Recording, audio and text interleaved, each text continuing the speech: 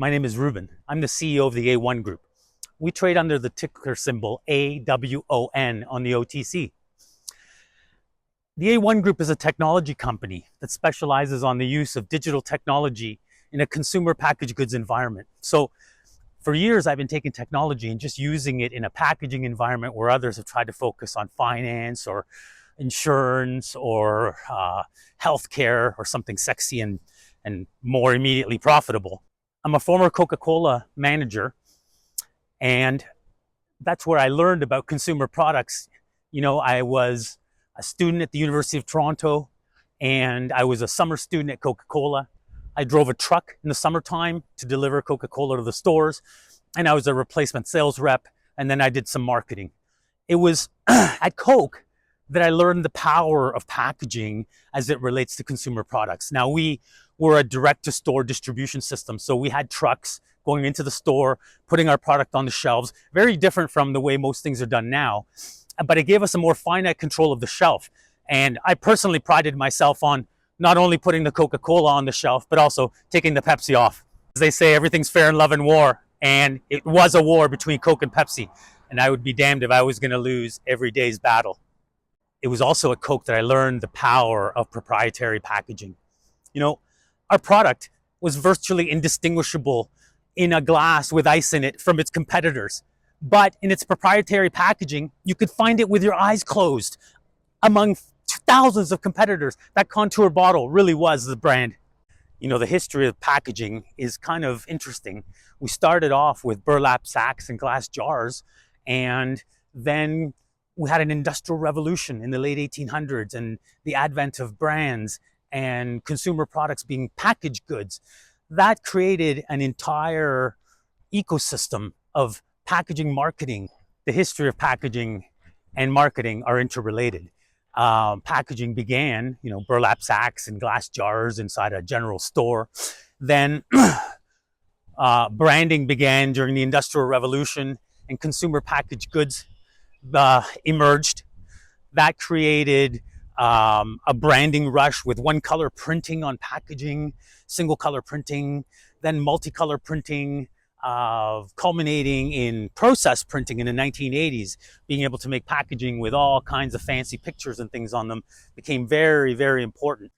The advent of the mobile internet was a turning point for packaging because for the first time, customers could shop in the store with their packaging. They could research consumer products in store. They had all the tools necessary to become educated consumers and to receive coupons and promotions outside of the retail environment. And that environment meant that technology was going to start to apply not only to everyday products, but particularly to the things that you consume, because the consumption patterns were going to become the most important data point. So we had the Internet of Things, the advent of the Internet of Things. The Internet of Things, it's this concept of all of the objects in the world having their own IP address and therefore being able to communicate. And what does it mean when every object in the world can communicate with every other object? What are the kinds of things that are produced and the data points, and what does that lead us to? So that's the Internet of Things. I always viewed augmented reality as the Internet of Things for the common man using the kind of equipment that he had in his hand, these cell phones. So we pioneered the use of AR about 15 years ago. We did the first consumer packaged goods promotion in Canada for Lassonde, where we turned the juice boxes into Wii controllers and you played video games in front of the computer. Then we created our own product called AR Dinosaurs. It was the first consumer product to use AR in its DNA. So there were a series of stickers where you opened up the portal and the dinosaurs popped up in 3D and were animated. We sold 4 million of those, and it was quite a success. And it told me that this bridge between the physical world and the graphic was going to work. Our experience with AR taught us that the ability to use a package as a tracking reference to enable another experience was a very powerful one. And it also expanded the realm of marketing in terms of packaging, not only from the physical world of what you're looking at, but also into the digital world. And so with that, we started to test a number of different technologies, and all in an attempt to define what the next group of consumer products would look like. We think that as data becomes an important part of consumer products through the use of AR, VR, and artificial intelligence, that those products will begin to morph and change. We will see new products emerge that are a combination of physical value and digital value. I always use the example of the scented candle. Candles were in broad use in North America through most of last century.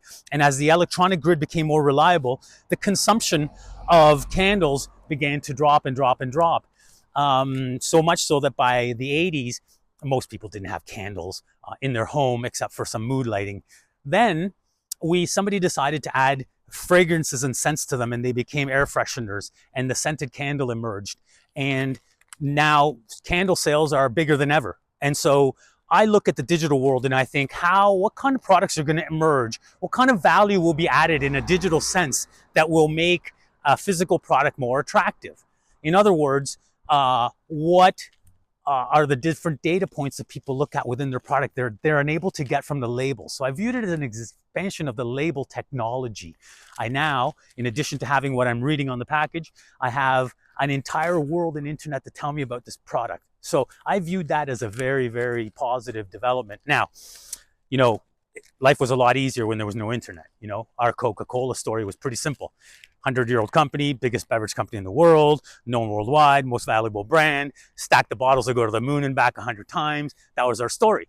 The internet emerged, and now, okay, give me 20 pages about Coca-Cola. And we were stuck for content. We didn't have a story to tell. We didn't have a narrative. And so that was the impact of technology on a physical brand. I don't think Coca-Cola has ever made a transition out of that. I don't think they've ever come up with a compelling digital offering. When I got into the digital printing of packaging, the systems I had purchased were extremely expensive, difficult to use, and only a few people could afford to employ them. So I went after the consumer packaged goods sales sample and mock-up market. These are people who create consumer products, do all of the research and development, and they reach a point where they need samples, sales samples for market research, for go-to-market, and the samples have to look substantially like the finished packaging. So that was the big challenge. The technology we had and the way that we employed it, we were able to do that quite effectively. It was not the cheapest systems. Like I said, if you had a meeting with Walmart tomorrow and you didn't have the product, I was going to get it into your hands, that was worth the price. But in reality, it was a very niche application that is still in use today. Of course, 30 years after getting into the mock-up business, it's evolved a fair bit, and the systems are much more robust, much faster now, and the supporting software allows for mass customization. That's where I've spent the last 15 years doing R&D. How do you enable these devices to run at rated speed with one image different from the next? How do I make a consumer product where each package is different from the next, customized, not just in text, but in graphics, in images? That's the big panacea we're after. I view customization as the next logical choice for the technology. I think that being able to mass customize allows us to create a different type of consumer product. And now, with artificial intelligence, we can begin to customize each product for everybody. So you can see a day where everybody's consumer product is tailor-made for them. Maybe it has an image of them or it has information about them, but that technology is available, and we're not that far with AI now from being able to process a large number of graphic files very effectively and to make that almost a seamless experience. I love to go into supermarkets when I travel. I always go into supermarkets to see how the local people buy their products. What are they buying? How do they retail it? How do they promote it?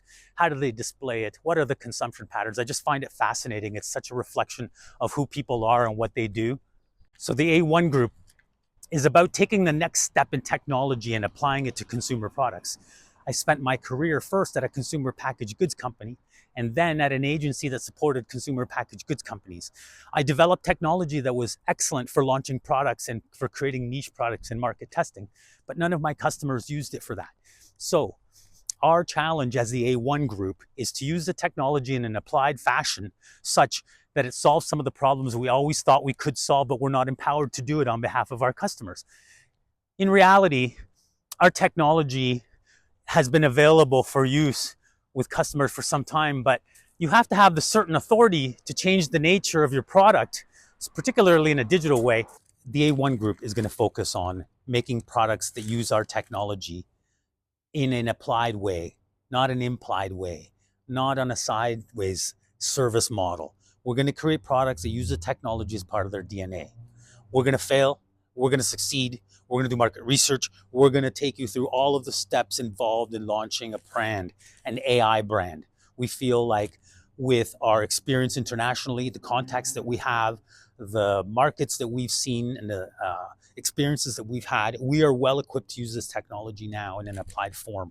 I said to my group, we are not a service company. We cannot provide a technical service to people who don't have a vision that we have for our technology. It's simply not possible to inspire other people with our vision in the way that we're inspired by it. And it's just a very simple thing.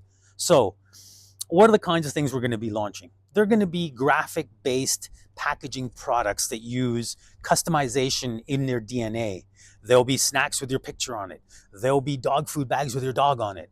They will be Christmas gifts collated from your social media with all of your different friends involved in the gift and in the gift wrapping. We're going to create consumer products that are half digital and half physical. We want to impact the physical world through adding digital value. We don't know what that looks like. The future will dictate what consumers want digitally and what they want physically. I never thought I would see people taking pictures of their food, but there is a physical to digital conversion that's very powerful. One of the concepts that we're investigating very seriously is something we've termed social to shelf. And that's the ability to take your social media content or content that you've taken from your own device and incorporate it into a consumer product through one of our portals. The idea is, hey, I want to create a customized consumer product, whether that is a gift bag or a chocolate bar or a book. And I'm going to use the data. I'm going to allow the data to be extracted from my system, from my social media, and used in the creation of these products in a way that will revive them. Maybe gift wrap will take on a new life because we can now incorporate pictures of people in it and use AI to run at rated speed and not make it so prohibitively expensive. We're going to create some coffee products. Being from Colombia, you know, coffee is a big deal down there. Coffee is the second largest commodity in the world after petroleum. 70% of American adults consume it every day. And here's an interesting data point. 70% of American adults consume it on a daily basis. And here's an interesting data point. Coffee is the number one gift in North America among people who are not related. So how do you feel about that? I think it used to be liquor, but that kind of went out of fashion. Coffee, the new gift. We're going to enable custom branded coffee, personalized coffee, coffee that tells the story of the grower, coffee that tells the story of the people who are buying it. Really, using the power of the packaging to execute what I call a category conversion. That is taking one product and converting it into a different category using the packaging. The most obvious example being liquor and confectionery, where the same products are available at Christmas time in a different package and they cost more. Buy something at Christmas time, or you buy something at the airport and it costs more. So the savvy companies like Lindor have special divisions that develop products for the airports so that you can find things that are distinct at the airports from other things. That is a very forward-looking company. Certainly, most companies aren't looking at things in that fine detail. However, that is the power of digital printing and customization. It allows a product to extend its reach into the other experiences of your life, okay? To become part of a process of gifting, of remembering, of I hate to overuse a term like the experience economy, but really it's selling an experience versus a consumer product. And digital printing is at the forefront of that. Now, I've been in printing most of my life, and I can tell you that the holdups in printing have always been design related. And if you think in your life, all of the things that you do that employ design, whether that's building a house or designing a packaging or designing a postcard, the design was always kind of the backlog feature that everybody was waiting on. Once the design was finished or frozen, then everything else kind of set in motion and things moved in a semi-systematic way. AI is going to change all of that. You know, we thought AI was going to come for the factory worker first and he was going to replace the mundane tasks, but it's come after the creative people. It's the creative elements that maybe we were overselling them. Maybe coming up with a different logo and 4 different shades of green wasn't something that we needed a high-end graphic artist for. Maybe that artist should be focused on a higher level of branding. I don't know, but it seems to me that for the most part, people are happy with AI generated design for their mundane, I don't want to call it mundane, but their traditional branding needs like logos and business cards and websites. So I went from being a Coca-Cola manager to being a leading digital printer. I used my knowledge of the consumer packaged goods arena to develop products specifically for packaging. What's missing is the industrial aspect of it.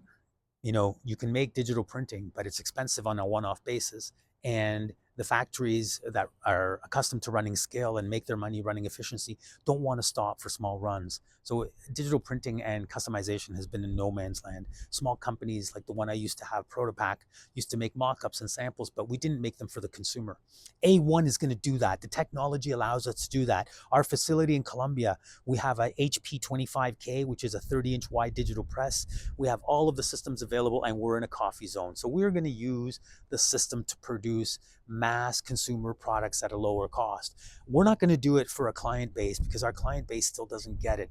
They're not able to make this digital change. We're going to do it for our own packaging and our own products. And as you stay tuned to this channel and you see what we're developing, we're going to give you an opportunity to become a first purchaser or a first buyer of some of the products that we're making. We would also like to extend this invitation for you to be part of our consumer research team, where you can sign up. I'll put a link below, and let us know that you want to receive some of these products or be involved in some of the initial data management or the data management elements of it and the products that are being created. We're very excited about it, but we don't know everything, and we need help to get to where we know the experience can take us. As you can see, I'm really excited about this. I can't wait for our launch of our new products, which are just about to come out. I can't talk a lot about that. As I said at the beginning of the video, we are a public company. I have to be careful about what I say, but what I want you to know is that we're going to work night and day to make sure that the consumer product landscape changes, that AI is not AI for AI's sake, but it solves problems and it creates value, and it allows for the community of influencers and internet sellers and e-com people to make their living from customization. We are smashing the 140-year-old branding model. It's finished. And we are enabling and empowering local entrepreneurs and people to sell their products globally using the power of mass customization and digital graphic printing. Thank you. Please stay tuned for our other videos. We're going to be talking about a number of other topics which are all relevant to marketing and packaging, and we're going to be doing some packaging reviews because I feel adamant that there is a space here for a communication back to consumer products companies about the packaging that they're using and about the experience we're having. And in an era of, how do I put this? In an era where we're fighting over whether there is a ecological problem or there isn't, where some of us seem to think that there isn't an environmental problem and others of us believe that there certainly is, we're going to explore this push and pull as it relates to consumer packaged goods.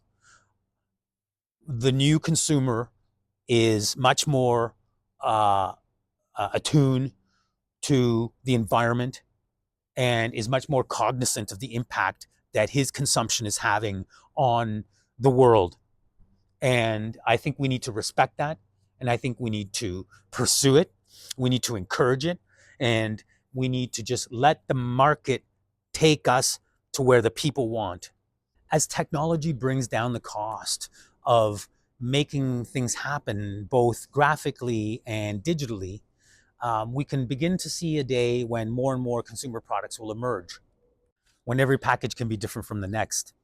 I think that opens up a bunch of possibilities for consumer promotions, for category conversions, and also some areas that we might not yet be aware of. Maybe there's going to be some crypto elements or some sort of, launching a brand has been so onerous up to now. You have to have so much money, such a broad portfolio of knowledge, so many people involved, and without an assurance that you're going to succeed. And all of those things have changed dramatically with the data analysis and digital printing, and we can now run simulations and test markets and see if ideas are going to work within a social environment. I think it's a very, very exciting time to be producing products. At the A1 Group, we feel very much like our job is to provide the bridge, the technology that empowers people and companies to see what can happen. I know that the consumer wants to do well with his, wants to do good with his spend. The consumer wants to buy something more than a consumer product. Only through the storytelling of digital printing, the customization of packaging, allowing the growers, the producers to tell their story in a micro way to the consumer. That's the only way we're going to affect any real change. But I'll tell you, that change is coming quickly. No longer do people want to buy products from large organizations, headless, faceless, soulless organizations, polluting the planet, filling us with sugar and pollutants and preservatives. We want to live a more simple lifestyle. I want to see what local people have to offer, and I want to empower them to do their thing and to produce their products. I don't care that you can get Oreos all over the world. I don't care that Coca-Cola is available all over the world. That simply isn't cool anymore. And there's an old word for you. And we have to empower people to do their own thing. I'm more interested in what your local customs are, what you're doing, to learn about you, than I am in telling you what I want you to consume. All of this takes me back to an old boss of mine at Coca-Cola, Lynn Guffey. Lynn used to say to me, Ruben, first we're going to learn to walk, and then we're going to run like hell. And that's the way the A1 is going to approach this technology. We're going to do our diligence. We're going to test. We're going to empower people to join us in this process. And once we've got it fine-tuned, we're going to run like hell. We're going to change the nature of consumer products, how they're created, how they're manufactured, how they're distributed, how they're consumed, and how they fit into the experience of your life. So on behalf of the whole A1 group, I want to say thank you. Thank you for watching the video. Thank you for listening to what we have to say. And please, welcome back next time. We have much more to say.